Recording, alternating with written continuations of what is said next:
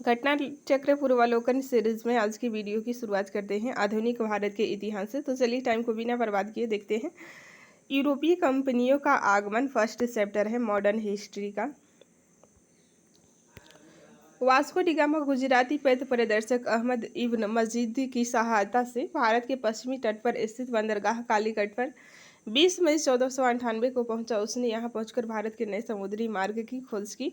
कालीकट के तत्कालीन शासक जमोरिन कालीकट के शासकों की पैतृक उपाधि थी।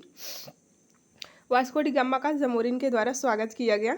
वास्को डी गामा के भारत आगमन से पुर्तगालियों एवं भारत के मध्य व्यापार के क्षेत्र में एक नए युग का शुभारंभ हुआ।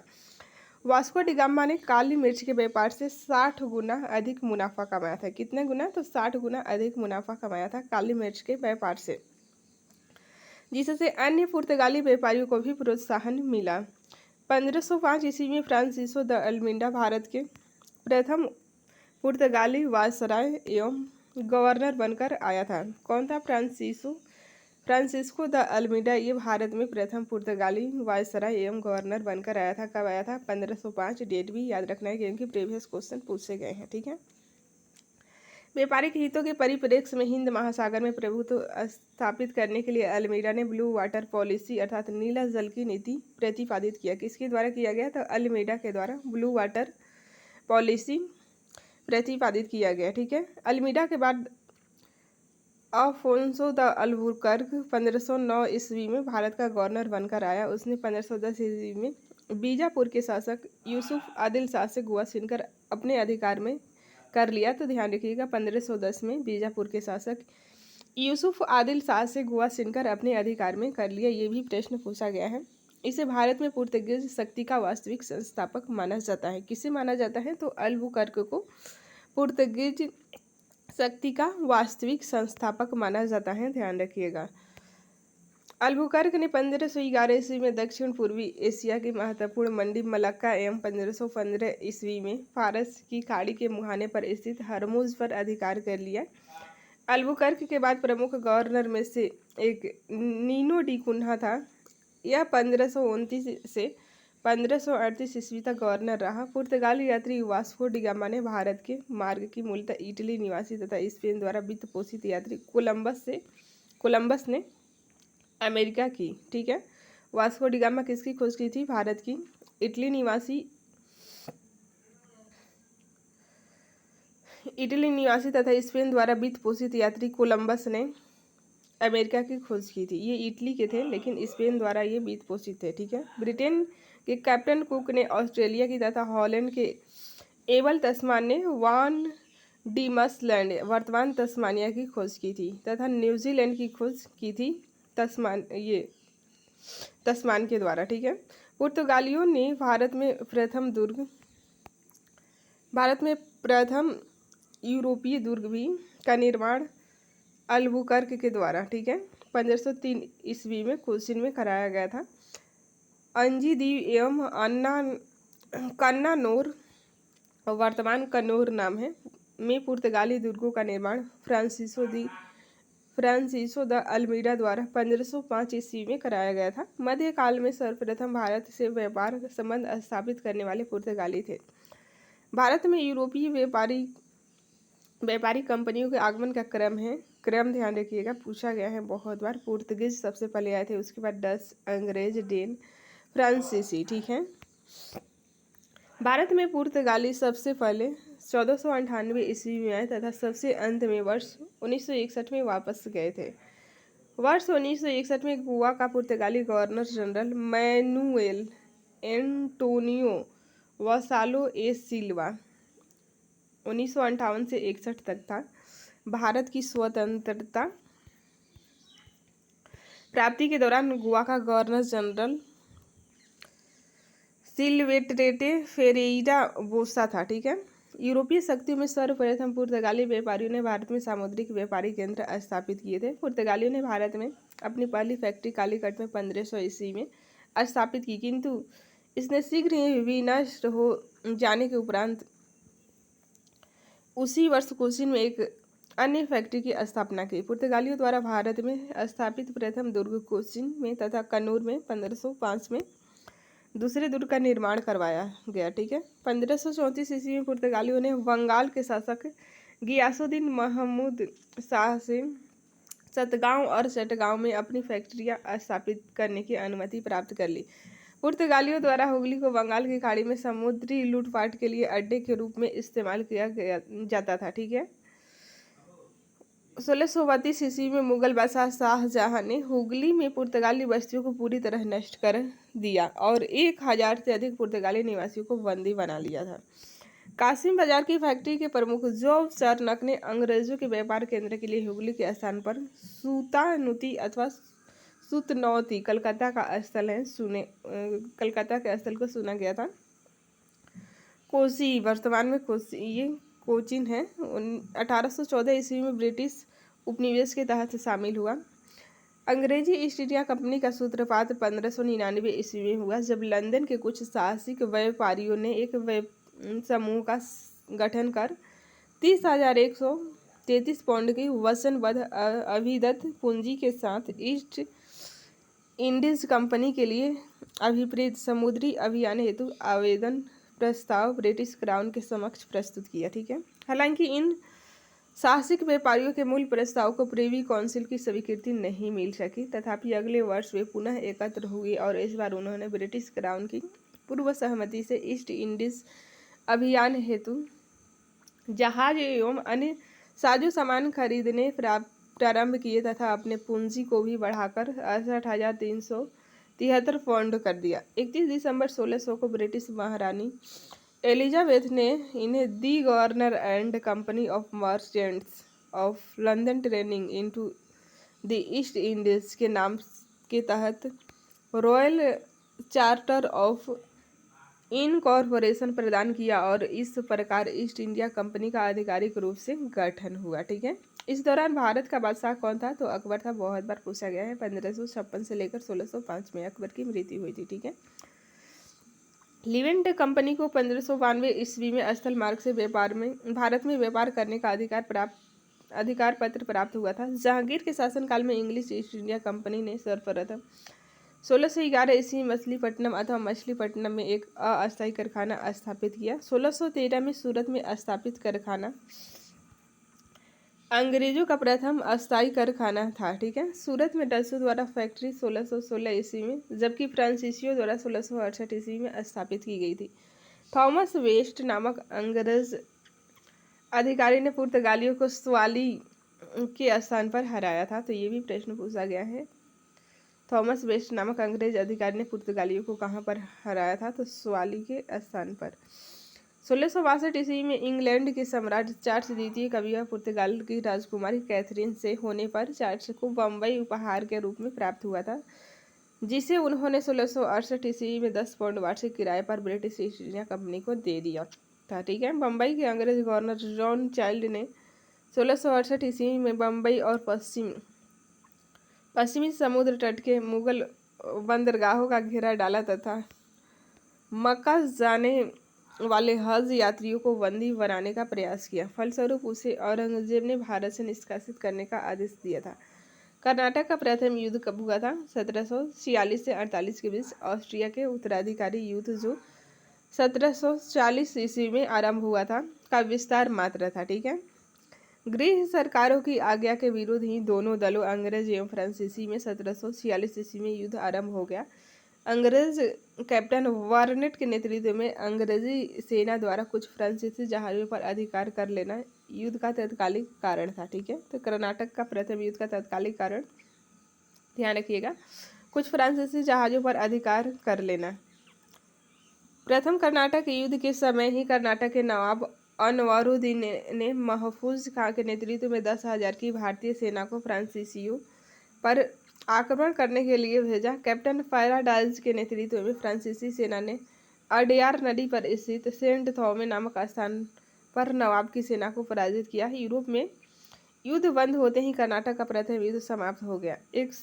एक्सला सापेल की संधि 1748 से ईस्वी में हुआ था। ऑस्ट्रिया के उत्तराधिकारी युद्ध इसके तहत समाप्त हो गया था। ठीक है। मद्रास अंग्रेजों को पुनः प्राप्त हो गया था। एक्सला सापेल की संधि के तहत 1748 में मद्रास अंग्रेजों को पुनः प्राप्त हो गया था। ठीक है, नेक्स्ट बात करते हैं। डुप्ले ने पहली बार वे हथकंडे प्रयोग किए जो भारत को जीतने के लिए अंग्रेजों के मार्गदर्शक बने। यह डुप्ले ही था जिसने पहली बार यूरोपीय सेना को भारतीय राज दरबारों में भारतीय व्यय पर नियुक्त करवाने तथा जिसने पहली बार यूरोपीय हितों के लिए भारतीय राजनीति में हस्तक्षेप किया तथा भारत में यूरोपीय साम्राज्य की नींव रखी। लुई 14 के मंत्री कार्ल बार्ट द्वारा 1664 ईस्वी में फ्रेंच ईस्ट इंडिया कंपनी की स्थापना हुई, जिसे फ्रांसीसी में कंपनी फ्रेंकाइज पोर ले कॉमर्स देश इंदेज ओरिएंटेलेस कहा गया। फ्रांसीसी कंपनी का निर्माण राज्य द्वारा हुआ और राज्य ही इसका सारा खर्च देता था। 1667 ईस्वी में फ्रेंकोइस कैरो के नेतृत्व में एक अभियान दल भारत के लिए रवाना हुआ, जिससे 1668 ईस्वी में सूरत में अपने पहले व्यापारिक कारखाने की स्थापना की। मैरकार्ला गोलकुंडा के सुल्तान से एक अधिकार पत्र प्राप्त कर 1669 ईस्वी में मछलीपट्टनम में दूसरी फ्रांसीसी कोठी स्थापित की गई थी। कब की गई थी? 1669 ईस्वी में मछलीपट्टनम में। ठीक है, डच्चू ने अपनी पहली फैक्ट्री की स्थापना मछलीपट्टनम में की थी। डच्चू की बंगाल में पहली कंपनी पीपली में 1627 ईस्वी में स्थापित हुई थी। ठीक है, बंगाल में पहली कंपनी पीपली में 1627 में डच्चू के द्वारा स्थापित की गई थी। इसके कुछ ही दिनों बाद डच पीपली से बालासोर चले गए, परंतु बंगाल में डच्चू का व्यापार सही ढंग से 1653 ईस्वी में शुरू हुआ, जब उन्होंने चिनसूरा में अपनी कंपनी स्थापित की। चिनसूरा के डच किले को गुस्तावुस फोर्ट के नाम से जानते थे। यूरोप वासियों को सर्वोत्तम सोरा और अफीम बिहार से प्राप्त होता था, तो ये भी प्रश्न पूछा गया है बिहार स्पेशल के लिए, तो मोस्ट इम्पोर्टेंट है। यूरोप वासियों को सोरा कहाँ से प्राप्त होता था? सोरा और अफीम तो बिहार से ही प्राप्त होता था। अंग्रेजी शासनकाल में बिहार अफीम उत्पादन हेतु प्रसिद्ध था। भारत में यूरोपीय शक्तियों के आगमन का क्रम इस प्रकार है: पुर्तगीज, डच, अंग्रेज, डेन और फ्रांसीसी। तो ये क्रम ध्यान रखिएगा। अब चलते हैं एमसीक्यू प्रश्न पर, क्या क्या प्रश्न पूछे गए हैं। फर्स्ट क्वेश्चन है, वास्को डी गामा कालीकट पर किस वर्ष में आया था? राइट आंसर है ऑप्शन बी, 1498 ईस्वी में। ठीक है, 1498 में वास्को डी गामा कालीकट पर आया था। डिटेल में समझते हैं। देखिए, मध्यकाल में सर्वप्रथम भारत से संबंध स्थापित करने वाले पुर्तगीज थे। प्रथम Portuguese Vasco D gamma Bharat के पश्चिमी तट पर स्थित बंदरगाह कालीकट पर 20 मई 1498 को पहुंचा। उसने यहाँ पहुंचकर भारत के नए समुद्री मार्ग की खोज की थी। ठीक है, कालीकट के तत्कालीन शासक जमोरिन ने वास्को डी गामा का स्वागत किया। पुर्तगाली व्यापारियों ने भारत में कालीकट, गोवा, दमन दीव एवं हुगली के बंदरगाहों में अपनी व्यापारिक कोठियां स्थापित की। 1505 ईस्वी में फ्रांसिसो द अल्मीडा भारत में प्रथम पुर्तगाली वायसराय एवं गवर्नर बनकर आया। व्यापारिक हितों के परिप्रेक्ष्य में हिंद महासागर में प्रभुत्व स्थापित करने के लिए अल्मीडा ने ब्लू वाटर पॉलिसी अर्थात नीला जल की नीति का प्रतिपादन किया था। ठीक है, नेक्स्ट क्वेश्चन है फ्रेंड्स, निम्न में से कौन नीला जल योजना यानी कि ब्लू वाटर नीति से संबंधित है? तो आप सभी को पता है de Almeida, Francisco de Almeida. ठीक है, ये भी उत्तराखंड पीसीएस 2016 में पूछा गया है। नेक्स्ट है, मध्यकाल में सर्वप्रथम भारत से व्यापार संबंध स्थापित करने वाले कौन थे? तो ये थे पुर्तगाली। मध्यकाल में सर्वप्रथम भारत से व्यापार स्थापित करने वाले थे पुर्तगाली। ठीक है, वास्को डी गामा भारत कब आया था? तो आप सभी को पता है 1498 ईस्वी में आया था। पुर्तगाली उपनिवेश का प्रथम वायसराय भारत में कौन हुआ था? राइट आंसर है अल्मीडा हुआ था प्रथम वायसराय। ठीक है, निम्नलिखित में से किसने वास्को डी गामा का कालीकट में स्वागत किया था? राइट आंसर है ऑप्शन सी, जमोरिन के द्वारा स्वागत किया गया था। नेक्स्ट क्वेश्चन है, वास्को डी गामा के संबंध में कौन से कथन सही हैं? आपको बताना है। पहला स्टेटमेंट है, वास्को डी गामा के 1498 में भारत यात्रा के समय कालीकट का शासक जमोरिन ने स्वागत किया था। तो बिल्कुल सही है। प्रथम यात्रा में वास्को डी गामा लगभग 1 साल तक भारत में रहा था, जो कि गलत है, 1 साल तक नहीं रहा था। ठीक है, तीसरा है, वास्को डी गामा ने पुनः 1501 में भारत की यात्रा की थी। तो ये भी गलत है। ठीक है, इसमें आपको सही कथन की पहचान करना है, तो ऑप्शन नंबर डी सही हो जाएगा। इसमें केवल एक सही है। चलिए देखते हैं डिटेल में। 20 मई 1498 को वास्को डी गामा कालीकट पहुंचा। उस समय कालीकट का शासक जमोरिन था। उसने वास्को डी गामा का स्वागत किया। वह लगभग 3 महीने तक भारत रहा और भारतीय वस्तु से लदे हुए जहाजों के साथ पुर्तगाल वापस लौट गया। वास्को डी गामा पुनः 1502 में, न कि 1501 में, तो डेट ध्यान रखिएगा, 1502 ईस्वी में भारत आया था। ठीक है। नेक्स्ट क्वेश्चन है, सूची 1 को सूची 2 से सुमेलित करना है। समुद्री यात्री हैं और ये देश हैं। तो चलिए, वास्को डी गामा पुर्तगाली निवासी था, आप सभी को पता है। आगे देख लेते हैं।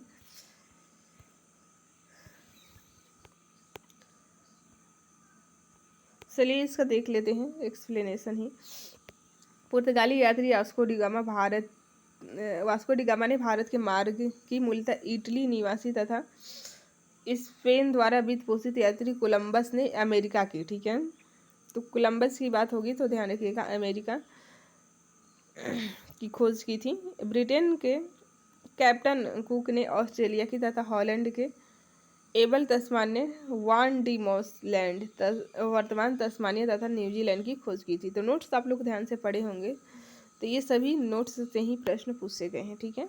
अब नेक्स्ट देखते हैं, ये भी मिलान करने के लिए हैं। चलिए इसका एक्सप्लेनेशन देख लेते हैं। फ्रांसिसो डी अल्बुकर्क 1510 ईस्वी में गोवा पर आक्रमण किया और उस पर अपना अधिकार कर लिया। नूनो डा कुन्हा 1530 ईस्वी में पुर्तगाली हेडक्वार्टर को कोचिन से गोवा स्थानांतरित किया। ठीक है। सितंबर 1500 में पेड्रो अल्वारेज काप्राल का भारत में आगमन हुआ। 1505 ईस्वी में फ्रांसिसो डी अल्मेडा को भारत का पहला पुर्तगाली गवर्नर एवं वायसराय बनाया गया था। उसकी नीतियों को ब्लू वाटर पॉलिसी कहा गया था क्योंकि उसका मुख्य उद्देश्य हिंद महासागर क्षेत्र में अपना प्रभुत्व स्थापित करना था। ठीक है। नेक्स्ट है, मिलान करने के लिए दिया हुआ है, खोजकर्ता और जन्म स्थान है, तो देख लेते हैं। देखिए, क्रिस्टोफर कोलंबस, ये इटली का था, जन्म इसका इटली हुआ था। Jacques Cartier sir Francis Drake United Kingdom का था। और मैगलन की बात करें तो ये पुर्तगाल का था। ठीक है। निम्नलिखित में से कौन भारत आने वाला यात्री पुर्तगाल देश का नहीं था? नहीं की बात है तो पीटर मूडी, ये पुर्तगाल का नहीं था। ठीक है। डिटेल में समझते हैं। देखिए, पीटर मूडी 17वीं शताब्दी में भारत आने वाला ब्रिटिश व्यापारी, लेखक एवं यात्री था। चीन की चाय को चखने का उल्लेख करने वाला वह प्रथम ब्रिटिश नागरिक था। भारत में उसने पटना, आगरा एवं सूरत आदि नगरों की यात्रा की थी। ठीक है। नेक्स्ट क्वेश्चन है, भारत में पुर्तगाली शक्ति का वास्तविक संस्थापक कौन था? तो आप सभी को पता है, अल्बुकर्क था वास्तविक संस्थापक। ठीक है। नेक्स्ट क्वेश्चन है, इसका एक्सप्लेनेशन देखते हैं। देखिए, भारत में पुर्तगाली शक्ति का वास्तविक संस्थापक अल्बुकर्क 1509 से 15 ईस्वी तक था। इसने भारत में एक प्रादेशिक शक्ति के रूप में पुर्तगाली राज्य की स्थापना की। नवंबर 1510 में बीजापुर के आदिल शाह सुल्तान से गोवा को जीतना अल्बुकर्क की पहली महत्वपूर्ण उपलब्धि थी। गोवा के विजय ने दक्षिण पश्चिमी समुद्र तट पर पुर्तगाली नौसैनिक प्रभुत्व पर मुहर लगा दी और इसके साथ ही भारत में क्षेत्रीय पुर्तगाली राज्य की स्थापना हुई। अल्बुकर्क ने भारत में पुर्तगालियों की संख्या में वृद्धि करने एवं उनकी अस्थायी बस्तियां बसाने के उद्देश्य से पुर्तगालियों को भारतीय महिलाओं के साथ विवाह करने के लिए प्रोत्साहित किया। ठीक है। नेक्स्ट क्वेश्चन है, भारत में यूरोपीय शक्तियों के प्रवेश के संदर्भ में निम्नलिखित में से कौन से कथन सही नहीं है? तो आपको नहीं की पहचान करनी है। तो देखिए, पुर्तगालियों ने 1499 में गोवा पर कब्जा किया, जो कि गलत है, 1510 में। ठीक है। तो गलत कथन की पहचान करनी है, ये सही हो जाएगा। दूसरा है, अंग्रेजों ने अपना पहला कारखाना दक्षिण भारत में मछलीपट्टनम में लगाया था, जो कि बिल्कुल सही है। पूर्वी भारत में अंग्रेजी कंपनी ने 1633 में उड़ीसा में पहला कारखाना लगाया, ये भी सही है। डुप्ले के नेतृत्व में फ्रांसीसियों ने 1746 में मद्रास पर कब्जा किया था, तो ये भी सही है। ठीक है।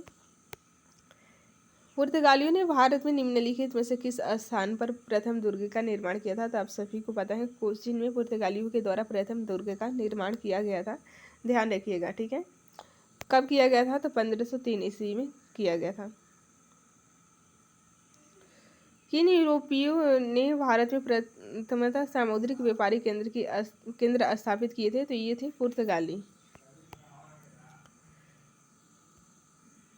यूरोपीय शक्तियों में सर्वप्रथम पुर्तगाली व्यापारियों ने भारत में सामुद्रिक व्यापारिक केंद्र स्थापित किए। भारत में प्रथम पुर्तगाली वायसराय फ्रांसिस्को डी अल्मीडा ने 1509 ईस्वी में द्वीप पर अधिकार कर लिया। द्वीप पर अधिकार के साथ ही पुर्तगाली हिंद महासागर में सबसे अधिक शक्तिशाली हो गए। पुर्तगालियों ने हिंद महासागर से होने वाले व्यापार पर एक आधिपत्य स्थापित कर लिया तथा यहाँ से गुजरने वाले अन्य जहाजों से भी वसूली की। ठीक है। बंगाल की निम्नलिखित फैक्ट्रियों में से एक जो पुर्तगालियों द्वारा स्थापित की गई थी वह थी हुगली। ठीक है, हुगली ये पुर्तगालियों द्वारा स्थापित की गई थी। बंगाल का एकमात्र फैक्ट्री था। डिटेल में समझते हैं। देखिए, पुर्तगाली गवर्नर नीनो डी कुन्हा ने मद्रास के निकट सेंथोमी और बंगाल में हुगली में पुर्तगाली बस्तियां स्थापित कर भारत के पूर्वी समुद्र तट की ओर पुर्तगाली वाणिज्य का विस्तार किया। 1534 ईस्वी में पुर्तगालियों ने बंगाल के शासक गियासुद्दीन महमूद शाह से सतगांव और चटगांव में अपनी फैक्ट्रियां स्थापित करने की अनुमति प्राप्त कर ली। इसके बाद संपूर्ण बंगाल में अनेक पुर्तगाली बस्तियों की स्थापना की गई। ठीक है। चटगांव, जिसे पुर्तगाली महान बंदरगाह के रूप में अभिहित करते थे, उनके द्वारा प्रयुक्त किया जा रहा था, किंतु 16वीं सदी में सतगांव का पतन हो गया और उसका स्थान हुगली ने ले ली। चिनसूरा में डच्चों ने गुस्ताउस किले का निर्माण कराया था। श्री रामपुर डेनिश का प्रमुख केंद्र था, तो आपको ध्यान रखना है। नेक्स्ट है पांडिचेरी, वर्तमान पुडुचेरी के संदर्भ में निम्नलिखित कथनों पर विचार करें। आपको बताना है कि कौन से कथन सही हैं। तो देखिए, पांडिचेरी पर कब्जा करने वाले पहले यूरोपीय शक्ति पुर्तगाली थे, जो कि बिल्कुल सही है। बाकी के दोनों गलत दिया हुआ है। इसका एक्सप्लेनेशन देख लेते हैं। राइट आंसर हो जाएगा ऑप्शन नंबर ए। ठीक है। पांडिचेरी में सर्वप्रथम पुर्तगालियों ने अपना उपनिवेश स्थापित किया था। पांडिचेरी में इसके बाद डेन्स और डच्चों ने अपनी व्यापारिक कोठियाँ स्थापित की थी, जिसके बाद 1673 ईस्वी में फ्रांसीसियों ने यहाँ अपनी बस्ती स्थापित की। अंग्रेजों ने भी पांडिचेरी पर 1793 ईस्वी में कब्जा कर लिया और फिर 1814 ईस्वी में हुई पेरिस की संधि के तहत इसे फ्रांस को सौंप दिया गया। इस प्रकार केवल कथन एक सही है। नेक्स्ट क्वेश्चन है, हुगली को बंगाल की खाड़ी में समुद्री लूटपाट के लिए किसने अड्डा बनाया था? तो आप सभी को पता है, पुर्तगालियों के द्वारा बनाया गया था। ठीक है।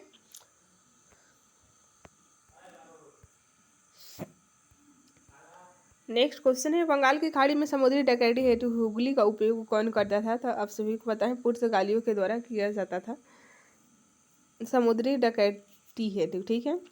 निम्नलिखित में से कौन कलकत्ता का संस्थापक था? राइट आंसर है जॉब चार्नक कलकत्ता के संस्थापक थे।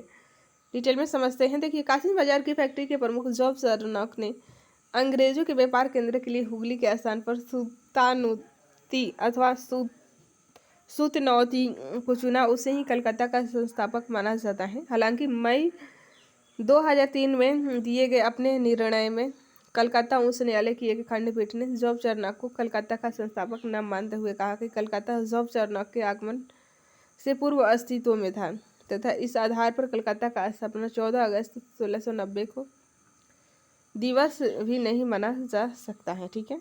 कलकत्ता किसने बसाया था? Option D Job Charnock. कुछ इतिहासकार के द्वारा नहीं माना गया है कि जॉब चार्नक के द्वारा कलकत्ता बसाया गया था। ठीक है। निम्न में किस स्थान पर भारत में प्रथम नगर स्थापित किया गया था? तो आप सभी को पता है, मद्रास में प्रथम नगर स्थापित किया गया था। आधुनिक भारत में पहला नगर निगम 1688 ईस्वी में मद्रास के पूर्व प्रेसिडेंट शहर में स्थापित किया गया था। ध्यान रखिएगा। भारत के साथ व्यापार के लिए सर्वप्रथम संयुक्त पूंजी कंपनी किस लोगों ने आरंभ की थी? राइट आंसर है डच के द्वारा आरंभ किया गया था। ठीक है, डच के द्वारा।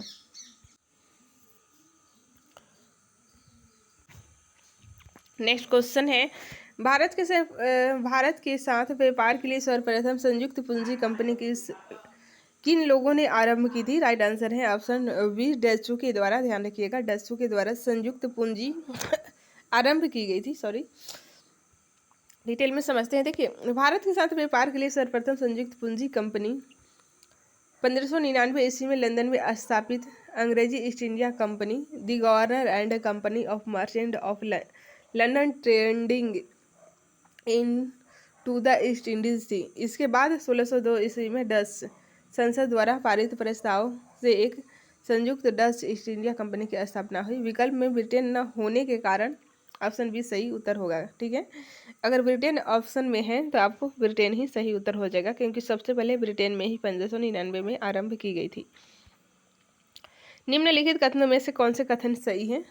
तो चलिए देख लेते हैं। आधुनिक कोची भारत की स्वतंत्रता तक डच उपनिवेश था, जो कि बिल्कुल गलत है।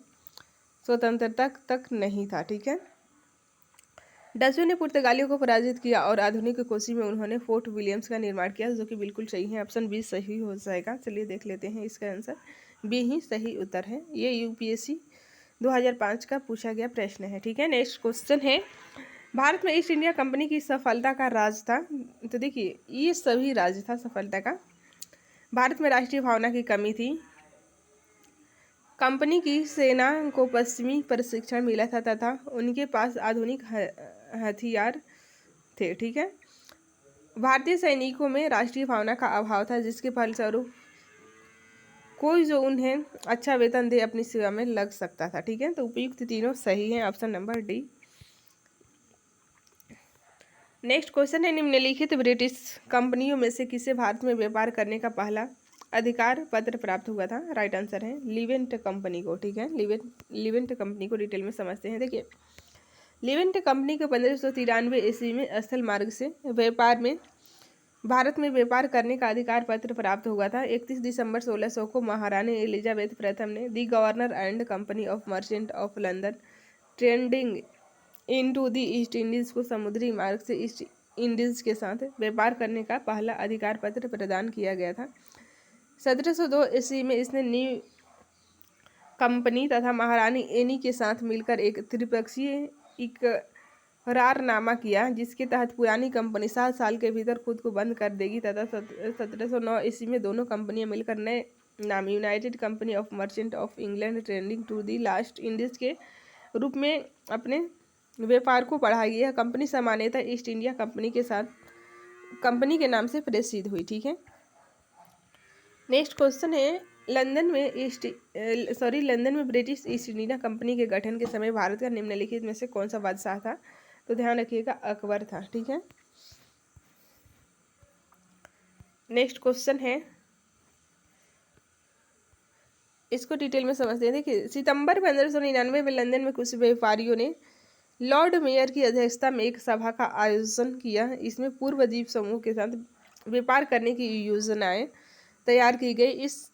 इन व्यापारियों ने पूर्व के देशों के साथ व्यापार करने के आशय से 1599 ईस्वी में एक कंपनी का गठन किया। इसका नाम governor and company of merchant of London trading into the East Indies company रखा गया। ठीक है, इस दौरान भारत का बादशाह अकबर था।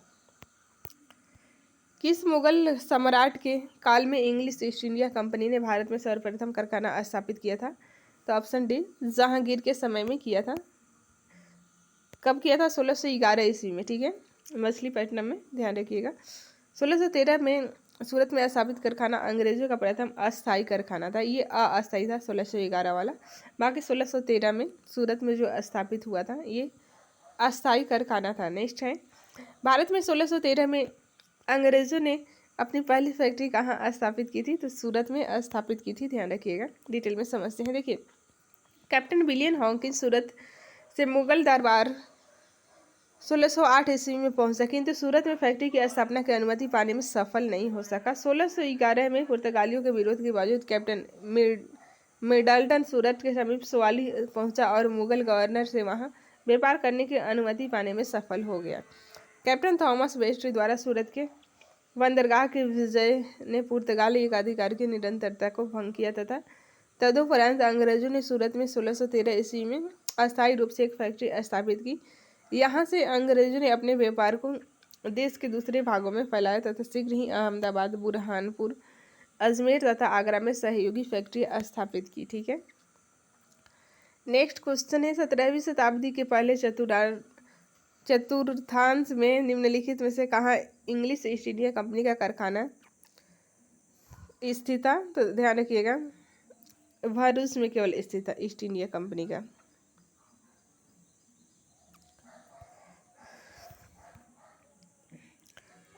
सत्रहवीं शताब्दी के पहले चतुर्थांश 1625 लगभग तक ईस्ट इंडिया कंपनी ने सूरत, भरूच, बुरहानपुर, अहमदाबाद और आगरा में अपने कारखाने स्थापित किए थे। ठीक है, ध्यान रखिएगा इस जगह का नाम सूरत, भरूच, बुरहानपुर, अहमदाबाद और आगरा। ईस्ट इंडिया कंपनी की पहली फैक्ट्री स्थापित की गई थी, सूरत में स्थापित की गई थी। निम्नलिखित में से किस अंग्रेज अधिकारी ने पुर्तगालियों को स्वाली के स्थान पर हराया था? तो देखिए, थॉमस वेस्ट के द्वारा स्वाली के स्थान पर हराया गया था। निम्नलिखित यूरोपीय व्यापारिक कंपनियों में से किसने सूरत में सर्वप्रथम अपना कारखाना स्थापित किया था? तो ध्यान रखिएगा, अंग्रेजों ने सूरत में सर्वप्रथम अपना कारखाना स्थापित किया था। डिटेल में समझते हैं। देखिए, यूरोपीय व्यापारिक कंपनियों में से ब्रिटिश ईस्ट इंडिया कंपनी ने सर्वप्रथम सूरत में फैक्ट्री स्थापित की थी 1613 ईस्वी में। जहांगीर ने अंग्रेज को सूरत में अस्थायी कारखाना स्थापित करने की अनुमति दी थी। सूरत में डचों द्वारा फैक्ट्री 1616 ईस्वी में, जबकि फ्रांसीसियों द्वारा 1668 में स्थापित की गई थी। उल्लेखनीय है कि ईस्ट इंडिया कंपनी ने सर्वप्रथम 1611 में मछलीपट्टनम में अपना कारखाना स्थापित किया था, जो कि अस्थायी था। इन्होंने अपना प्रथम अस्थायी कारखाना 1613 ईस्वी में सूरत में ही स्थापित किया था। फ्रांसीसियों ने भी अपना प्रथम कारखाना 1668 ईस्वी में सूरत में ही स्थापित किया था। ठीक है, वर्ष 1613 ईस्वी में अंग्रेजी ईस्ट इंडिया कंपनी को कहाँ एक कारखाना स्थापित करने की अनुमति मिली थी? तो ध्यान रखिएगा, सूरत में अनुमति मिली थी। नेक्स्ट क्वेश्चन है, ईस्ट इंडिया कंपनी के प्रारंभिक दौर में वेस्टर्न प्रेसिडेंसी कहाँ थी? तो ध्यान रखिएगा, सूरत में थी। वेस्टर्न प्रेसिडेंसी कहाँ थी ईस्ट इंडिया कंपनी के प्रारंभिक दौर में? तो सूरत में थी। ईस्ट इंडिया कंपनी ने बम्बई किससे लिया था? तो आप सभी को पता है, पुर्तगालियों से बम्बई लिया था दहेज में। ठीक है, ब्रिटिश ईस्ट इंडिया कंपनी ने बम्बई पुर्तगालियों से लिया था 1661 ईस्वी में। इंग्लैंड के सम्राट चार्ल्स द्वितीय का विवाह पुर्तगाल की राजकुमारी कैथरीन से होने पर चार्ल्स को पुर्तगालियों द्वारा बम्बई उपहार स्वरूप प्रदान किया गया था, जिसे उन्होंने 10 पाउंड वार्षिक किराए पर 1668 ईस्वी में ब्रिटिश ईस्ट इंडिया कंपनी को दे दिया था। नेक्स्ट है, निम्नलिखित में से किस वर्ष प्रयागराज उत्तर प्रदेश के किले पर अंग्रेजों का अधिकार स्थापित हुआ था? तो देखिए, आरो यारो 21 में का पूछा गया प्रश्न है 1797 ईस्वी में। ठीक है, ऑप्शन डी सही हो जाएगा। 1797 ईस्वी में अंग्रेजों का अधिकार हो गया था उत्तर प्रदेश यानी कि प्रयागराज किले पर। अवध के नवाब सादत अली ने 1797 ईस्वी में प्रयागराज का किला अंग्रेजों को सौंप दिया था। नेक्स्ट है, ईस्ट इंडिया कंपनी के किस अंग्रेज गवर्नर को औरंगजेब द्वारा भारत से निष्कासित किया गया था? तो ये सर जॉन चाइल्ड को निष्कासित किया गया था। ध्यान रखिएगा, डिटेल में समझते हैं। देखिए, बम्बई में अंग्रेज गवर्नर जॉन चाइल्ड ने 1688 ईस्वी में बम्बई और पश्चिमी समुद्र तट के मुगल बंदरगाहों का घेरा डाला तथा मक्का जाने वाले हज यात्रियों को बंदी बनाने का प्रयास किया। फलस्वरूप उसे औरंगजेब ने भारत से निष्कासित करने का आदेश दिया था। मुगल शासक औरंगजेब के सामने उसे विवश होना पड़ा और अंततः उसे माफी मांगनी पड़ी। नेक्स्ट क्वेश्चन है, निम्नलिखित में से सर्वप्रथम कर्नाटक युद्ध का कौन सा तात्कालिक कारण था? तात्कालिक कारण देखते हैं कौन सा था। तो देखिए, अंग्रेजों द्वारा फ्रांसीसी जहाज का अधिग्रहण है, ये तात्कालिक कारण था। डिटेल में समझते हैं। देखिए, कर्नाटक का प्रथम युद्ध कब हुआ था? 1746 से 48 ईस्वी के बीच। ऑस्ट्रिया के उत्तराधिकारी युद्ध जो 1740 ईस्वी में आरंभ हुआ था का विस्तार मात्र था। गृह सरकारों की आज्ञा के विरुद्ध ही दोनों दलों अंग्रेज एवं फ्रांसीसी में 1746 ईस्वी में युद्ध प्रारंभ हो गया। अंग्रेज कैप्टन वारनेट के नेतृत्व में अंग्रेजी सेना द्वारा कुछ फ्रांसीसी जहाजों पर अधिकार कर लेना युद्ध का तात्कालिक कारण था। कर्नाटक युद्ध किन किन में लड़ा गया था? तो आप सभी को पता है, अंग्रेज और फ्रांसीसी के बीच लड़ा गया था कर्नाटक युद्ध। सूची 1 को सूची 2 से सुमेलित करना है और बताना है कि ये किस युद्ध का क्या परिणाम रहा था। तो चलिए देखते हैं इसका एक्सप्लेनेशन। देखिए, प्रथम कर्नाटक युद्ध एक्सला सापेल की संधि से अंत हुआ था। तृतीय कर्नाटक युद्ध पेरिस की संधि से अंत हुआ था। द्वितीय कर्नाटक युद्ध अनिर्णायक युद्ध था। अब प्रथम मैसूर युद्ध ब्रिटिश की हार हो गई थी। ठीक है, निम्नलिखित में से कौन सा एक सही सुमेलित नहीं है? आपको नहीं की पहचान करनी है। तो देखिए, पहला तो सही है। चलिए देखते हैं इसका एक्सप्लेनेशन। ये डेट ध्यान रखिएगा क्योंकि बार बार पूछा जाता है, मैच करने के लिए भी पूछा जाता है। प्रथम कर्नाटक युद्ध 1746 से 48 के बीच और द्वितीय कर्नाटक युद्ध 48 के बाद फिर 49 से 54 याद रखिएगा। ठीक है, प्रथम कर्नाटक युद्ध के अगले साल ही द्वितीय कर्नाटक युद्ध भी शुरू हो गया था। और तृतीय कर्नाटक युद्ध 54, 55, 56, 57, 58, 4 साल गैप करके, ध्यान रखिएगा। 1758 से 63 के बीच। पानीपत का तृतीय युद्ध 1761 में, आप सभी को पता है। उल्लेखनीय है कि भारत में अंग्रेजों और फ्रांसीसियों के बीच लड़े गए युद्ध को कर्नाटक युद्ध के नाम से जाना जाता है। ठीक है। नेक्स्ट है, निम्नलिखित में से कौन सा प्रथम यूरोपीय व्यक्ति था जिसने भू क्षेत्र अर्जित करने के उद्देश्य से भारतीय राजाओं के झगड़ों में भाग लेने की नीति आरंभ की थी? तो ये डुप्ले था। ठीक है, डुप्ले, ध्यान रखिएगा। एक्सप्लेनेशन देखते हैं। देखिए, डुप्ले ने पहली बार वे हथकंडे प्रयोग किए जो भारत को जीतने के लिए अंग्रेजों के मार्गदर्शक बने। डुप्ले प्रथम यूरोपीय था जिसने भू क्षेत्र अर्जित करने के उद्देश्य से भारतीय राजाओं के झगड़ों में भाग लेने की नीति आरंभ की। यह डुप्ले ही था जिसने पहली बार यूरोपीय सेना को भारतीय राज दरबारों में भारतीय व्यय पर नियुक्त करवाने तथा जिसने पहली बार यूरोपीय हितों के लिए भारतीय राजनीति में हस्तक्षेप किया तथा भारत में यूरोपीय साम्राज्य की नींव रखी। उसके बारे में जीबी मालेसन ने लिखा है कि उसी योजनाओं का प्रभाव उसके जाने के पश्चात भी रहा। यह भूमि जिसे उसने अपनी सूझबूझ से जोता तथा उर्वर बनाया और वह क्षमता जो उसने दर्शाई उसके लौटने के तुरंत पश्चात उसके प्रतिद्वंदियों ने उपयोग की और उससे अत्यधिक लाभ उठाया था। ठीक है, तो उसके जाने के बाद भी प्रभाव देखा गया था। नेक्स्ट क्वेश्चन है, भारत में फ्रांसीसियों ने अपना सबसे पहला कारखाना निम्न स्थानों में लगाया था। फ्रांसीसियों की बात हो रही है तो सूरत, ध्यान रखिएगा। फ्रांसीसियों के द्वारा सूरत में लगाया गया था प्रथम कारखाना। लुईस चौदह के मंत्री कालबर्ट द्वारा 1664 ईस्वी में फ्रेंच ईस्ट इंडिया कंपनी की स्थापना हुई थी। कब हुई थी? 1664 में। डेट भी ध्यान रखिएगा। जिसे कंपनी देश इन देश ओरिएंटल्स कहा गया। फ्रांसीसी कंपनी का निर्माण राज्य द्वारा हुआ और राज्य ही इसका सारा खर्च देता था। 1667 ईस्वी में फ्रांसीसी कैरो के नेतृत्व में एक अभियान दल भारत के लिए रवाना हुआ जिसने 1668 ईस्वी में सूरत में अपने पहले व्यापारिक कारखाना की स्थापना की। ठीक है। नेक्स्ट क्वेश्चन है, फ्रांसीसी ईस्ट इंडिया कंपनी स्थापित कब हुई थी? किसके शासनकाल में? लुईस चौदह के काल में हुई थी। लुईस चौदह के काल में, ध्यान रखिएगा। निम्नलिखित में से किसे भारत में फ्रांसीसी कंपनी का संस्थापक माना जाता है? तो कालबर्ट को माना जाता है फ्रांसीसी कंपनी का संस्थापक भारत में। बंगाल में निम्नलिखित में से कौन सा कारखाना डचों ने स्थापित किया था? BC दोनों हो जाएगा इसमें, चिंसुरा और हुगली। ठीक है, एक्सप्लेनेशन देखते हैं। देखिए, डचों की बंगाल में पहली कंपनी पीपली में 1627 ईस्वी में स्थापित हुई। इसके कुछ ही दिनों बाद डच पीपली से बालासोर चले गए। बंगाल में डचों ने 1635 ईस्वी से प्रारंभ कर 1656 ईस्वी के बीच कुछ समय तक हुगली में फैक्ट्री का संचालन किया। 1656 ईस्वी के बाद हुगली के ही एक गांव चिंसुरा में 1653 ईस्वी में स्थापित फैक्ट्री डचों के व्यापार का मुख्य केंद्र बनी। स्पष्ट है कि दिए गए विकल्पों में डचों का कारखाना चिनसुरा हुगली के एक ग्राम के सांसद हुगली मुख्यालय में भी था। 17वीं शताब्दी के समाप्त होने तक डच कंपनी कासिम बाजार, पटना, ढाका, मालदा, बालासोर, बांगरोर, जुगदिया, फतवा आदि स्थानों पर स्थापित हो चुकी थी। नेक्स्ट है, डच ईस्ट इंडिया कंपनी ने किस वर्ष अपनी फैक्ट्री पटना में स्थापित की थी? तो ध्यान रखिएगा 1632 में पटना में स्थापित की थी। ये भी बहुत बार पूछा गया है बिहार स्पेशल के लिए, तो मोस्ट इंपॉर्टेंट क्वेश्चन है। डिटेल में समझते हैं। देखिए, बंगाल के समृद्ध व्यापार की तरफ आकर्षित हो डचों ने 1615 एवं 1629 ईस्वी में असफल प्रयास किए। यद्यपि बंगाल में व्यापार का सुअवसर उन्हें 1632 में प्राप्त हुआ। 1632 ईस्वी में सर्वप्रथम पटना में डच ईस्ट इंडिया कंपनी का प्रवेश हुआ। यद्यपि पटना में डच फैक्ट्री की स्थापना 1632 में हुई थी, संबंधित कोई स्रोत प्रामाणिकता की कसौटी पर स्पष्ट नहीं है। यद्यपि इतिहासकार ओम प्रकाश ने 1638 ईस्वी में पटना में डच फैक्ट्री की स्थापना संबंधी तथ्य प्रस्तुत किए हैं। ठीक है, तो 1632 वाले कोई प्रमाण नहीं है, लेकिन यही अब ऑप्शन में रहता है, तो 1632 ही ध्यान रखना है। ठीक है, जो आर्थिक तंगी के कारण उसी वर्ष बंद हो गए। वर्तमान में डच फैक्ट्री का वह स्थान पटना कॉलेज के नाम से जाना जाता है। तो अभी जो वर्तमान में पटना कॉलेज है वहीं डच फैक्ट्री का स्थान था। नेक्स्ट है, फ्रांसीसी दक्कन में शक्ति आंदोलन स्थापित करने में असफल रहे। क्यों? क्योंकि अंग्रेजों की फौज शक्तिशाली थी। अंग्रेजों की फौज शक्तिशाली थी।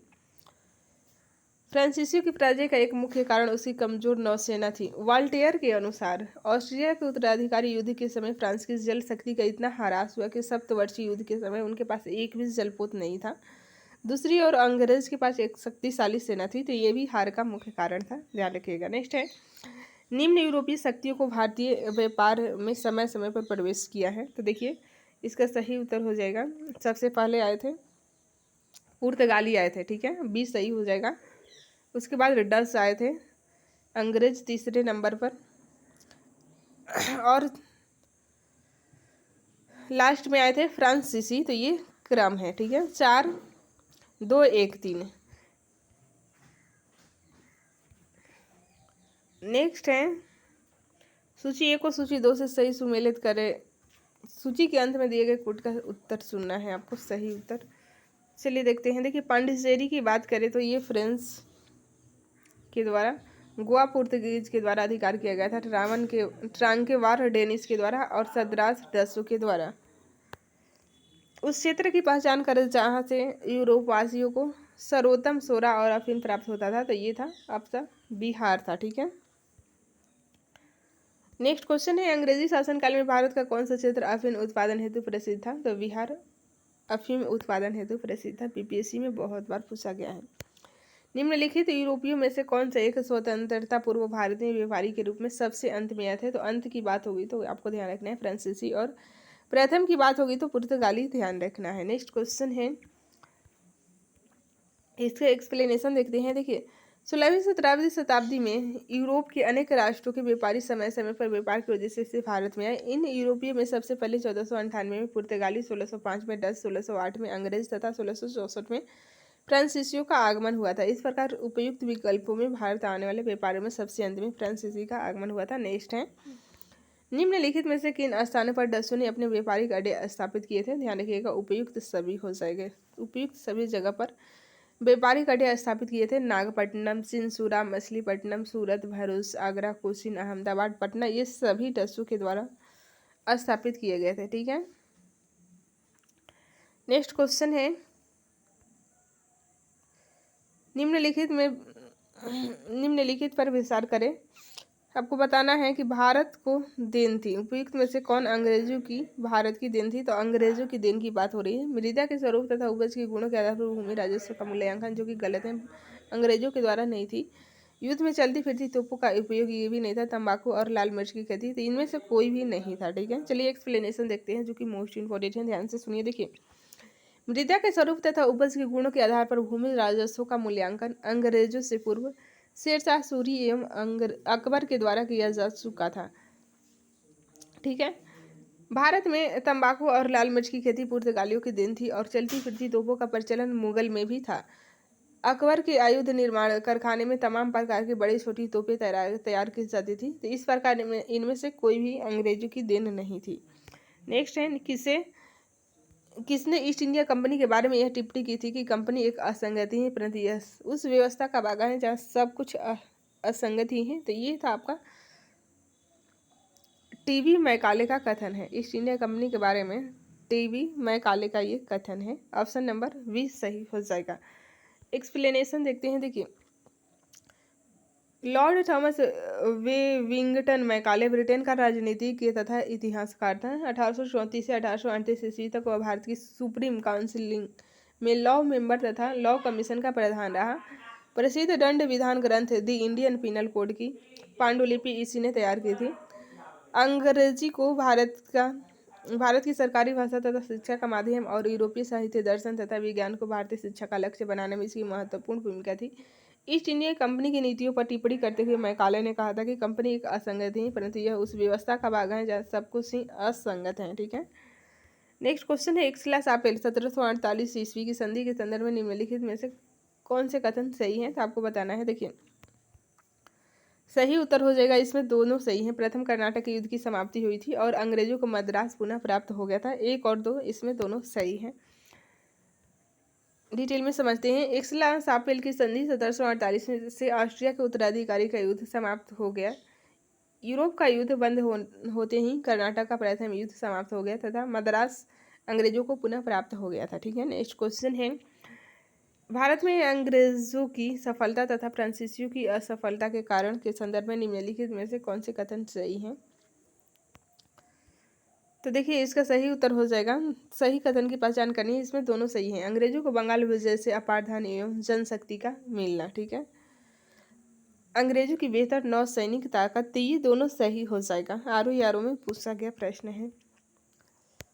भारत में अंग्रेजों की सफलता के कई कारण थे। इसमें अंग्रेजों की बेहतर नौसैनिक ताकत, बंगाल पर नियंत्रण से अपार धन जन की प्राप्ति, कंपनी की विभिन्न इकाइयों में समन्वय, योग्य नेतृत्व आदि थे। ठीक है,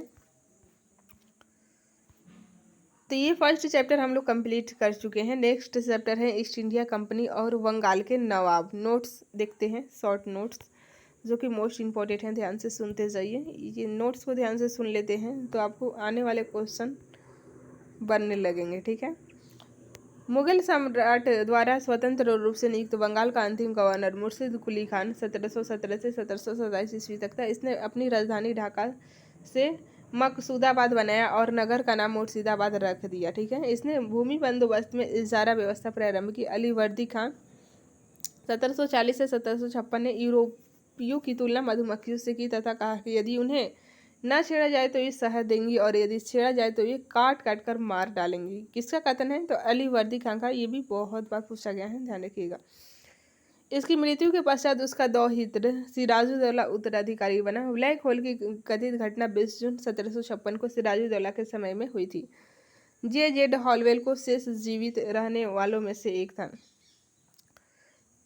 हॉलवेल ये शेष जीवित रहने वालों में से एक था। इसके अनुसार 18 फीट लंबे तथा 14 फीट 10 इंच चौड़े कक्ष में 146 अंग्रेज बंदी बंद कर दिए गए और अगले दिन उनमें से केवल 23 व्यक्ति ही बच पाए। यह घटना ब्लैक होल के नाम से प्रसिद्ध है। समकालीन मुस्लिम इतिहासकार गुलाम हुसैन ने अपनी पुस्तक सियार उल मुतखैरिन में इसका कोई उल्लेख नहीं किया है। ठीक है, तो ये इसमें उल्लेख नहीं किया गया है मुस्लिम इतिहासकार गुलाम हुसैन के द्वारा।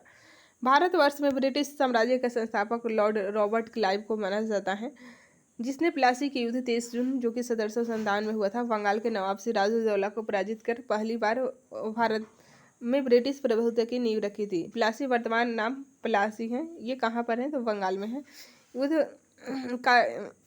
युद्ध मैदान पश्चिम बंगाल राज्य के नदिया जिले में भागीरथी नदी के किनारे स्थित है।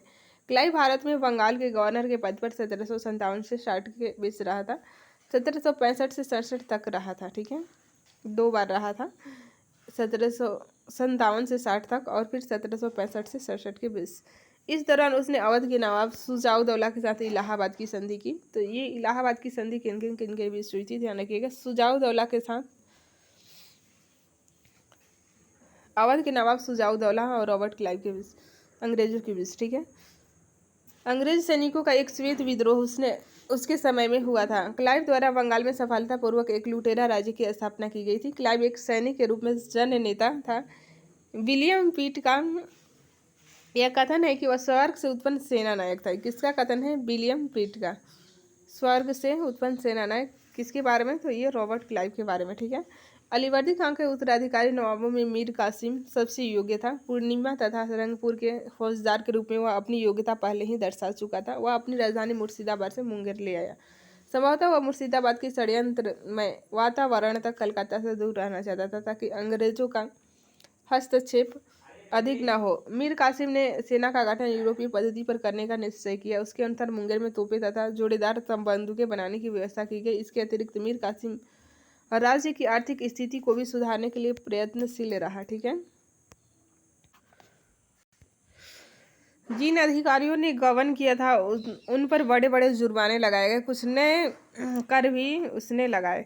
22 अक्टूबर 1764 को अंग्रेज ने मीर कासिम, अवध के नवाब शुजाउद्दौला तथा दिल्ली के मुगल सम्राट शाह आलम द्वितीय की सम्मिलित सेना को बक्सर के युद्ध में पराजित किया। इस युद्ध में अंग्रेजों की कमान मेजर हेक्टर मोनरो के हाथ में थी। इस युद्ध के समय वेस्टटार्ट बंगाल का गवर्नर था। इस युद्ध के परिणाम ने प्लासी के निर्णयों पर मुहर लगा दी। भारत में अब अंग्रेजों को चुनौती देने वाला कोई दूसरा नहीं था। इलाहाबाद तक का प्रदेश अंग्रेजों के अधिकार में आ गया तथा दिल्ली की विजय का मार्ग खुल गया। बक्सर का युद्ध भारतीय इतिहास में निर्णायक सिद्ध होगा। बक्सर के युद्ध के समय बंगाल का नवाब मीर जाफर तथा दिल्ली का शासक शाह आलम द्वितीय था। इलाहाबाद की दूसरी संधि 16 अगस्त 1765 के अनुसार शाह आलम को अंग्रेजी संरक्षण में ले लिया गया तथा उसे इलाहाबाद में रखा गया। ठीक है, इलाहाबाद तथा कड़ा के जो क्षेत्र नवाब ने छोड़ दिए थे शाह आलम को मिले। 12 अगस्त 1765 की संधि के अनुसार मुगल बादशाह शाह आलम द्वितीय ने कंपनी को बंगाल, बिहार तथा उड़ीसा की दीवानी अस्थायी रूप से दे दी। इस समय Robert Clive east India company का बंगाल का गवर्नर था। इसी समय बंगाल में द्वैध शासन की शुरुआत हुई। कंपनी ने दीवानी कार्य के लिए 2 उप दीवान, बंगाल के लिए मोहम्मद रजा खान तथा बिहार के लिए राजा सीताब राय की नियुक्ति की थी। शाह आलम द्वितीय का संपूर्ण जीवन आपदाओं से ग्रस्त रहा तथा उसे अंधा कर दिया गया था। शाह आलम द्वितीय को अंधा कर दिया गया था। शाह आलम द्वितीय के समय में 1803 ईस्वी में दिल्ली पर अंग्रेजों का अधिकार हो गया। शाह आलम द्वितीय तथा उसके 2 उत्तराधिकारी अकबर द्वितीय और बहादुर शाह द्वितीय को ईस्ट इंडिया कंपनी के पेंशन भोगी मात्र बनकर रहे। 1765 ईस्वी में अंग्रेजों द्वारा सिलहट की दीवानी प्राप्त की गई तथा वर्मा युद्ध के बाद स्कॉट द्वारा सिलहट को जयंतिया तथा गारो पहाड़ी क्षेत्रों से जोड़ने के लिए सड़कों का निर्माण किया जाने लगा, जिसके विरोध स्वरूप इन पहाड़ियों पर रहने वाले खासी जनजातियों के लोगों ने अपने नेता तीरथ सिंह के नेतृत्व में विद्रोह किया था। ठीक है। के.एम. पनिकर ने कहा है कि 1765 से 1772 ईस्वी तक कंपनी ने बंगाल में डाकुओं का राज्य स्थापित कर दिया। अब प्रश्न देखते हैं क्या क्या पूछे गए हैं। निम्नलिखित में से कौन एक मुगल सम्राट द्वारा नियुक्त बंगाल का अंतिम गवर्नर था? राइट आंसर है मुर्शिद कुली खान अंतिम था। ठीक है, मुगल सम्राट के द्वारा नियुक्त।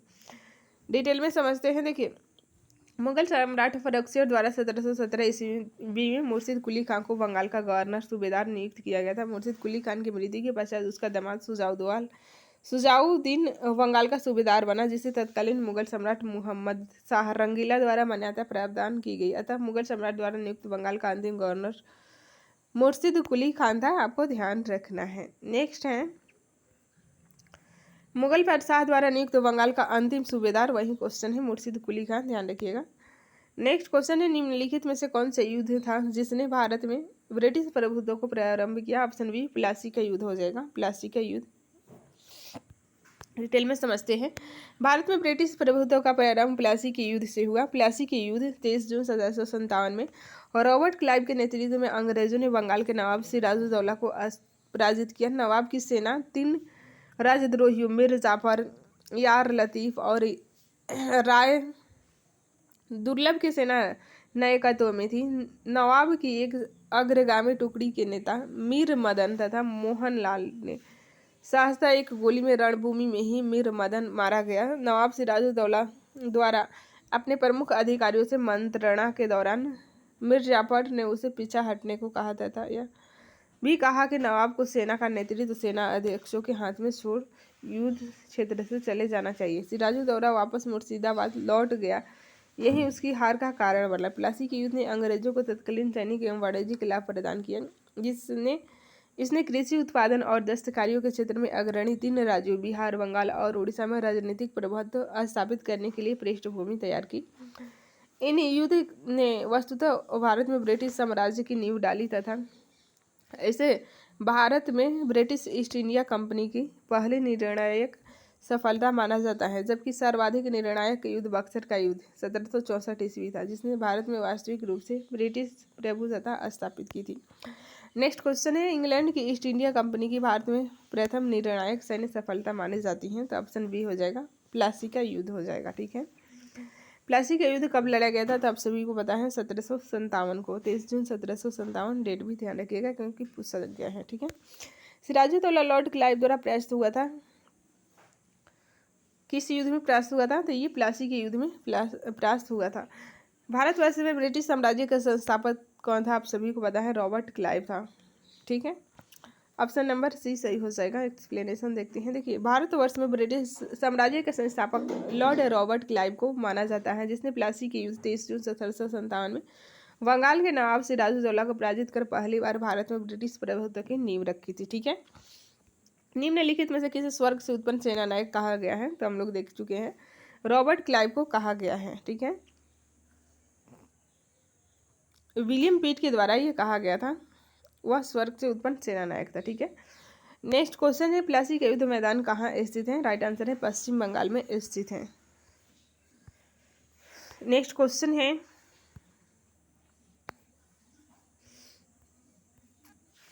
निम्न में से किसने अपनी राजधानी मुर्शिदाबाद से मुंगेर स्थानांतरित की थी? तो राइट आंसर हो जाएगा मीर कासिम के द्वारा किया गया था, मीर कासिम के द्वारा। डिटेल में समझते हैं। देखिए, मीर कासिम अपनी राजधानी मुर्शिदाबाद से मुंगेर ले गया। संभवतः वह मुर्शिदाबाद के षड्यंत्रमय वातावरण तथा कलकत्ता से दूर रहना चाहता था ताकि अंग्रेजों का हस्तक्षेप अधिक न हो। नेक्स्ट क्वेश्चन है, सबसे अधिक निर्णायक युद्ध जिसने अंग्रेजों के भारत में प्रभुत्व को संस्थापित किया था? राइट आंसर हो जाएगा बक्सर का युद्ध था। ठीक है, डिटेल में समझते हैं। 22 अक्टूबर 1764 को अंग्रेजों ने मीर कासिम अवध के नवाब शुजाउद्दौला तथा दिल्ली के मुगल सम्राट शाह आलम द्वितीय की सम्मिलित सेना को बक्सर के युद्ध में परास्त किया। इस युद्ध में अंग्रेजों की कमान मेजर हेक्टर मुंडो के हाथ में थी। इस युद्ध के परिणाम ने प्लासी के निर्णयों पर मुहर लगा दी। भारत में अब अंग्रेजों को चुनौती देने वाला कोई दूसरा नहीं था। इलाहाबाद तक का प्रदेश अंग्रेजों के अधिकार में आ गया तथा दिल्ली विजय का मार्ग खुल गया था। ठीक है, अंग्रेज का युद्ध भारतीय इतिहास में निर्णायक सिद्ध हुआ। पी.ई. रॉबर्ट्स ने बक्सर के युद्ध के बारे में कहा कि प्लासी की अपेक्षा बक्सर को भारत में अंग्रेजी प्रभुता के जन्मभूमि मानना कहीं अधिक उपयुक्त है। यदि बक्सर के युद्ध के परिणाम को देखा जाए तो कहा जा सकता है कि जहां प्लासी की विजय अंग्रेजों की कूटनीति का परिणाम थी, वहीं बक्सर की विजय को इतिहासकारों ने पूर्णतः सैनिक विजय बताया। प्लासी के युद्ध ने अंग्रेजों की प्रभुता बंगाल में स्थापित की, परंतु बक्सर के युद्ध ने कंपनी को एक अखिल भारतीय शक्ति का रूप दे दिया। नेक्स्ट क्वेश्चन है, अंग्रेजी ईस्ट इंडिया कंपनी द्वारा लड़े गए निम्नलिखित युद्धों में से कौन सा सर्वाधिक निर्णायक? तो सर्वाधिक की बात होगी तो ध्यान रखिएगा बक्सर की लड़ाई थी सर्वाधिक निर्णायक। नेक्स्ट क्वेश्चन है, निम्नलिखित में से कौन सा युद्ध भारत में अंग्रेजों के आधिपत्य की स्थापना की दृष्टि से सबसे महत्वपूर्ण माना जाता है? तो ध्यान रखिएगा बक्सर का युद्ध माना जाता है। बक्सर के युद्ध के समय दिल्ली का शासक कौन था? ध्यान रखिएगा शाह आलम द्वितीय था बक्सर के युद्ध के समय दिल्ली का शासक। बक्सर की लड़ाई के समय बंगाल के नवाब की बात होगी तो मीर जाफर आपको ध्यान रखना है। ठीक है, नेक्स्ट क्वेश्चन है, निम्नलिखित में से किस एक शासक ने ईस्ट इंडिया कंपनी को दीवानी प्रदान की थी? वह था ऑप्शन सी सही हो जाएगा, शाह आलम द्वितीय था, शाह आलम द्वितीय। डिटेल में समझते हैं। इलाहाबाद की दूसरी संधि 16 अगस्त 1765 के अनुसार शाह आलम को अंग्रेजी संरक्षण में ले लिया गया तथा उसे इलाहाबाद में रखा गया। इलाहाबाद तथा कड़ा के जो क्षेत्र नवाब ने छोड़ दिए थे शाह आलम को मिले। 12 अगस्त 1765 के अपने फरमान द्वारा मुगल बादशाह शाह आलम द्वितीय ने कंपनी को बंगाल, बिहार तथा उड़ीसा की दीवानी अस्थायी रूप से दे दी। इस समय Robert Clive east India company का बंगाल का गवर्नर था। शाह आलम द्वितीय का संपूर्ण जीवन आपदाओं से ग्रस्त रहा। उसे 1788 ईस्वी में अंधा कर दिया गया था। ठीक है, शाह आलम द्वितीय के समय में 1803 ईस्वी में दिल्ली पर अंग्रेजों का अधिकार हो गया। शाह आलम द्वितीय तथा उसके दो उत्तराधिकारी अकबर द्वितीय और बहादुर शाह द्वितीय ईस्ट इंडिया कंपनी में पेंशन भोगी मात्र बनकर रहे। ठीक है, नेक्स्ट क्वेश्चन है फ्रेंड्स, 1765 ईस्वी में ईस्ट इंडिया कंपनी को बंगाल की दीवानी किसने प्रदान की थी? ऑप्शन नंबर बी सही हो जाएगा, मुगल सम्राट के द्वारा प्रदान की गई थी। किस गवर्नर के कार्यकाल में ईस्ट इंडिया कंपनी को शहंशाह शाह आलम द्वारा बंगाल, बिहार तथा उड़ीसा में दीवानी अधिकार दिए गए थे? तो सही उत्तर हो जाएगा लॉर्ड क्लाइव के द्वारा। नेक्स्ट क्वेश्चन है, सम्राट शाह आलम द्वितीय ने ईस्ट इंडिया कंपनी को बंगाल, बिहार तथा उड़ीसा की दीवानी प्रदान की थी। 12 अगस्त 1765 को प्रदान की थी। ठीक है, इलाहाबाद की संधि के बाद रॉबर्ट क्लाइव ने मुर्शिदाबाद का उपदीवान किससे नियुक्त किया गया था? तो ध्यान रखिएगा मोहम्मद रजा खान को मुर्शिदाबाद का नियुक्त किया था। डिटेल में समझते हैं। देखिए, इलाहाबाद की दूसरी संधि 16 अगस्त 1765 के अनुसार भागोड़े सम्राट शाह आलम को अंग्रेजी संरक्षण में ले लिया गया तथा उसे इलाहाबाद में रखा गया। शाह आलम ने संयुक्त संधि के प्रावधान द्वारा कंपनी को बंगाल, बिहार, उड़ीसा की दीवानी अस्थायी रूप से दे दी गई। नज्म उद्दौला को बंगाल का नवाब स्वीकार किया गया, जिसके बदले नवाब द्वारा सम्राट को 26 लाख रुपए वार्षिक अदा की जाती थी। ठीक है, इस समय कंपनी सीधे कर संग्रह करने का भार न तो लेना चाहती थी और न ही उसके पास ऐसी क्षमता थी। कंपनी ने दीवानी कार्य के लिए दो उपदीवान, बंगाल के लिए मोहम्मद रजा खान तथा बिहार के लिए सिताब राय की नियुक्ति की। मोहम्मद रजा खान उप नजीम के रूप में भी कार्य करते थे। इस प्रकार समस्त दीवानी तथा निजामत का कार्य भारतीयों द्वारा ही चलता था, यद्यपि अधिकार कंपनी के हाथ में था। ठीक है, 1765 ईस्वी में दीवानी प्रदान किए जाने के बाद ब्रिटिश सबसे पहले निम्नलिखित में से किस पर्वतीय जनजाति के संपर्क में आए थे? ध्यान रखिएगा खांसी के संपर्क में आए थे। डिटेल में समझते हैं। बंगाल की दीवानी प्राप्त करने के पश्चात ब्रिटिश 1765 ईस्वी में सिलहट आए थे। खासी जनजाति के लोग चावल, नमक एवं सूखी मछलियों के बदले रेशम, सूती सामान, लोहा, मोम, मधु एवं सिंह का व्यापार करने हेतु सिलहट की सीमा पर पंडुआ में आते थे। खासी पर्वतों में पास जाने वाले चूना पत्थर का उपयोग तब बंगाल में चूना पत्थर की मांग की पूर्ति हेतु किया जाता था। कुछ समय पश्चात ईस्ट इंडिया कंपनी के ब्रिटिश अधिकारी चूना पत्थर का प्रयोग करने लगे, जिससे वे खासी जनजाति के संपर्क में आ गए थे। ठीक है, नेक्स्ट क्वेश्चन है, अवध सल्तनत के हिंदू नायब वजीर के संदर्भ में निम्नलिखित कथनों में से कौन से सही हैं? तो आपको सही कथन की पहचान करनी है। पहला कथन है, राजा टिकैत राय नवाब आसफउद्दौला के अर्थ मंत्री थे। बिल्कुल सही है। अवध के नवाबों के राज्य में सामान्यतः कतिपय हिंदू जातियों के लोगों को उच्च स्थान प्राप्त था। तो बिल्कुल सही है, इसमें दोनों सही है, तो ऑप्शन नंबर सी सही हो जाएगा। ठीक है, डिटेल में समझते हैं। राजा टिकैत राय नवाब आसफउद्दौला के दीवान या अर्थ मंत्री थे, अतः कथन एक सही है।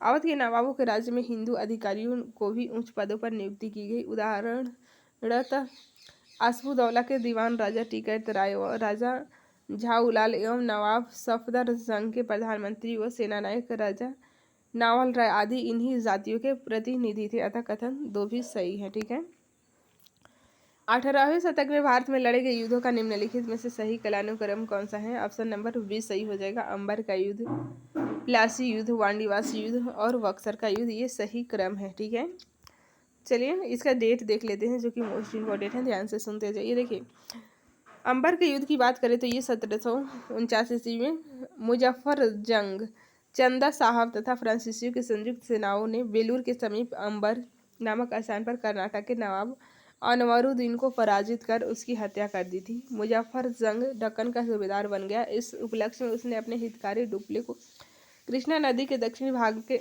मुगल प्रदेशों का गवर्नर नियुक्त कर दिया तथा उत्तरी सरकार के कुछ जिले भी फ्रांसीसियों को दे दिए। इसके अतिरिक्त मुजफ्फर जंग की प्रार्थना पर एक फ्रेंच सेना की टुकड़ी बुसी के नेतृत्व में हैदराबाद में तैनात की गई। ठीक है, प्लासी का युद्ध जून 1797 में हुआ था। अंग्रेजों तथा बंगाल के नवाब सिराजुद्दौला के मध्य युद्ध के परिणाम स्वरूप अंग्रेजों का पूरे बंगाल पर नियंत्रण हो गया। क्लाइव ने मीर जाफर को बंगाल का नवाब बनाया। ठीक है, नवाब बनने के बाद मीर जाफर ने अंग्रेजों को उसकी सेवाओं के लिए 26 परगनों की जमींदारी से पुरस्कृत किया और क्लाइव को 2,34,000 पाउंड की निजी भेंट दी। तो ये प्लासी की युद्ध की बात है। वांडीवास की युद्ध की बात करें तो जनवरी 1760 में अंग्रेजों तथा फ्रांसीसियों के मध्य हुआ था। युद्ध में फ्रांसीसी पराजित हुए। अंग्रेजी सेना का नेतृत्व सर आयरवुड ने, जबकि फ्रांसीसी सेना का नेतृत्व काउंट डी लाली ने किया था। बक्सर की युद्ध अक्टूबर 1764 में हुआ था। मीर कासिम, अवध के नवाब शुजाउद्दौला एवं मुगल सम्राट शाह आलम द्वितीय की संयुक्त सेना तथा अंग्रेजों के मध्य हुआ था। युद्ध में अंग्रेजी विजय रहे। इस युद्ध में अंग्रेजी सेना का नेतृत्व हेक्टर मोनरो ने किया था। बक्सर के युद्ध ने प्लासी के निर्णय पर मुहर लगा दी। इस प्रकार विकल्प डी सही हो जाएगा। ठीक है, उस फ्रांसीसी सेनापति का नाम बताइए जो 1760 के वांडीवास युद्ध में पराजित हुआ था। तो आप सभी को पता है, काउंट लाली पराजित हुए थे। ठीक है, वांडीवास के युद्ध में ब्रिटिश ने फ्रेंच को हराया था। क्या हुआ था? तो ब्रिटिश ने फ्रेंच को हराया था। 1760 में हुआ था। डेट भी आपको ध्यान रखना है। 1760 का प्रसिद्ध वांडीवास का युद्ध अंग्रेजों द्वारा किसके खिलाफ लड़ा गया था? तो आप सभी को पता है, फ्रांसीसियों के खिलाफ लड़ा गया था। नेक्स्ट है, निम्नलिखित में से युग में कौन सा सही सुमेलित है? तो सही सुमेलित की बात हो रही है। वांडीवास का युद्ध फ्रांसीसी ब्रिटिश ईस्ट इंडिया कंपनी था। ऑप्शन नंबर 20 सही हो जाएगा। डिटेल में समझते हैं। देखिए, बक्सर का युद्ध 22 अक्टूबर 1764 को अवध के नवाब शुजाउद्दौला, मुगल सम्राट शाह आलम तथा मीर कासिम की संयुक्त सेनाओं और अंग्रेजों के मध्य हुआ था। वांडीवास के युद्ध 22 जनवरी 1760 को अंग्रेजों तथा फ्रांसीसियों के मध्य हुआ था। इस युद्ध में फ्रांसीसी पराजित हुए। यही पराजय भारत में उनके पतन की शुरुआत थी। चिलियावाला का युद्ध 13 जनवरी 1849 को लड़ा गया था। तो डेट ध्यान रखिएगा, चिलियावाला का युद्ध 13 जनवरी 1849 को। ठीक है, इस युद्ध में अंग्रेजी सेना का नेतृत्व लॉर्ड गफ ने किया था तथा सिख सेना शेर सिंह के नेतृत्व में लड़ी गई थी। यह युद्ध अनिर्णित समाप्त हुआ। इस युद्ध के समय भारत का गवर्नर जनरल लॉर्ड डलहौजी था। ठीक है, खुदरा का युद्ध खुर्दा का युद्ध 1795 ईस्वी में निजाम के विरुद्ध मराठों द्वारा लड़ा गया था। इसमें निजाम की हार हुई थी, अतः स्पष्ट है कि युद्ध में सही सम्मिलित हैं। B number. निम्न में से किसने भारत में अंग्रेजों का सर्वाधिक विरोध किया था? तो मराठों के द्वारा सर्वाधिक विरोध किया गया था। डिटेल में समझते हैं। देखिए, भारत में अंग्रेजों का सर्वाधिक विरोध मराठों द्वारा किया गया था। 3 आंग्ल मराठा युद्ध के बाद ही मराठा शक्ति को दबाया जा सका। मुगल साम्राज्य के खंडहरों पर मराठा ने अपने साम्राज्य की आधारशिला रखी। उन्हीं परिस्थितियों में अंग्रेजों ने भी लाभ उठाया। प्रथम आंग्ल मराठा युद्ध में अंग्रेजों को मुंह की खानी पड़ी। साल पाई की संधि से प्रथम युद्ध बंद हुआ। वेलेस्ली ने 1802 ईस्वी में अपने सहायक संधि के जाल में पेशवा को बांध लिया। 1818 ईस्वी में लॉर्ड हेस्टिंग्स ने मराठों की रही सही शक्ति को समाप्त कर ब्रिटिश सर्वोच्चता की स्थापना की। ठीक है, नेक्स्ट चैप्टर है क्षेत्रीय राज्य पंजाब एवं मैसूर के बारे में देखते हैं। रणजीत सिंह का जन्म 13 नवंबर 1780 को सुकरचकिया मिसल के मुखिया महासिंह के घर हुआ था। महाराजा रणजीत सिंह और अंग्रेजों के बीच 25 अप्रैल 1809 को अमृतसर की संधि हुई। उसने 1818 ईस्वी में मुल्तान, 1819 ईस्वी में कश्मीर और 1834 ईस्वी में पेशावर को जीत लिया। 1798 ईस्वी में अफगानिस्तान के शासक जमान शाह ने पंजाब पर आक्रमण किया। वापस जाते समय उनकी तोपें सिनाब नदी में गिर गई थी। रणजीत सिंह ने उन्हें निकलवाकर वापस भिजवा दिया। उस सेवा के बदले जमान शाह ने उन्हें लाहौर पर अधिकार करने की अनुमति दे दी। 1799 ईस्वी में रणजीत सिंह ने तत्काल लाहौर पर अधिकार कर लिया तथा उसे अपनी राजधानी बनाया। ठीक है।